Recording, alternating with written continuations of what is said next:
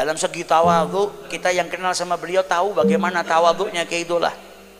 Dalam kitabnya Nalal Ar-Insaf sampai beliau itu menceritakan, ceritanya itu juga menunjukkan tawadhunya beliau. Beliau pergi, ada undangan di Pati, mau pergi ke pondoknya Kiai Abdullah Salam. Sebelum pergi ke Pati, di tengah-tengah jalan transit di masjid di Purwodadi, tempat biasanya beliau transit. Berhenti wudhu di situ, sholat di situ. Tapi saat itu jam 2 malam. Ketika mobilnya beliau berhenti, beliau dapetin ada motor sudah lama, kuno, rusak, bawa bronjong dagangan. Sampai beliau tulis di dalam bukunya tadi, itu motor maling itu niat untuk nyolong aja nggak ada. Saking jeleknya. Dan bawa bronjong dagangan. Wes bisa dipandang ini orang biasa, orang desa. Ketika beliau masuk ke masjid, dia dapetin hanya ada satu orang yang masih sholat. Kata beliau, wah ini yang punya motor butut itu. Ini yang punya motor bawa bronjong tadi. Maka Kiai Dullah masuk kamar mandi, wudhu, bersuci, keluar ngelihat, ya Allah, ini yang punya motor jelek, hanya seorang pedagang, tapi sholatnya kok khusyuk men.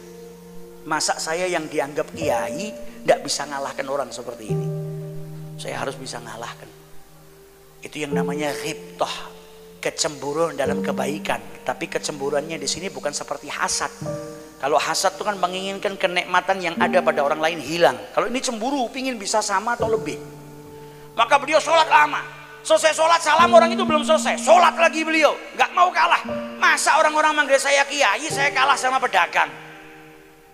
Begitu selesai, orang itu selesai, maka dua-duanya berdiri. Tapi kata Kiai Dullah, ternyata saya kalah. Saya berdiri untuk keluar dari masjid, orang itu berdiri jalan ke arah keluar, tapi ternyata berhenti di tempat naruhnya Quran, ngambil Quran, ngaji. Kata Kiai Dullah, wah saya kalah. Kata beliau, ini yang benar nih, yang kiai siapa? Saya atau dia? Menunjukkan bagaimana tawadhunya beliau, dan yang saya lihat cara pandangnya yang indah.